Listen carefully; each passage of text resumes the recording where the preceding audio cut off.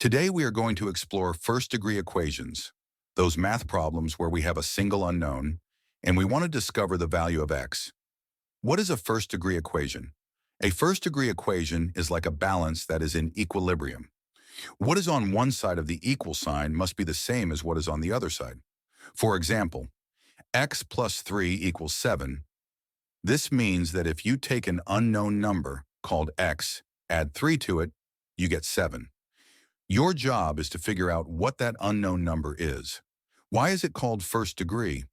It is called first degree because the letter, in this case x, is not squared or raised to any power. It simply appears as x. Basic rule to solve an equation. The main goal is to leave the letter alone, that is, x, on one side of the equal sign. To achieve this, we use opposite operations. If there is addition, we perform subtraction. If there is subtraction, we perform addition. If there is multiplication, we perform division. If there is division, we perform multiplication. Let me now explain this with step-by-step examples. Example 1. Addition. The equation is x plus 5 equals 12. First, identify the number that is with x. In this case, it is plus 5. Now perform the opposite operation to remove the plus 5. This means subtracting 5 on both sides of the equation.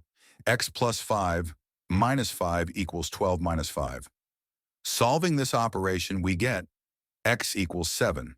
Let's check the balance. Replace x equals 7 in the original equation. 7 plus 5 equals 12. It is correct. Both sides are equal, so the equation is balanced. Example 2. Subtraction. The equation is x minus 4 equals 10. First, identify the number that is with x. In this case, it is minus 4. Perform the opposite operation to remove the minus 4. This means adding 4 on both sides of the equation. X minus 4 plus 4 equals 10 plus 4. Solving this operation, we get x equals 14. Let's check the balance. Replace x equals 14 in the original equation. 14 minus 4 equals 10. It is correct. Both sides are equal, so the equation is balanced. Example 3. Multiplication. The equation is 3 times x equals 15. First, identify the number that is with x. In this case, it is 3. Perform the opposite operation to remove the 3. This means dividing by 3 on both sides of the equation. 3 times x divided by 3 equals 15 divided by 3. Solving this operation, we get x equals 5. Let's check the balance. Replace x equals 5 in the original equation. 3 times 5 equals 15. It is correct. Both sides are equal, so the equation is balanced. Example 4. Division. The equation is x divided by 4 equals 8. First, identify the number that is with x.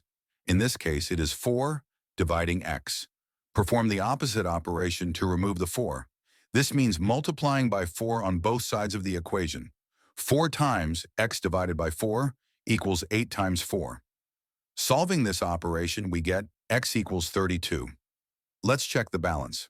Replace x equals 32 in the original equation. 32 divided by 4 equals 8. It is correct.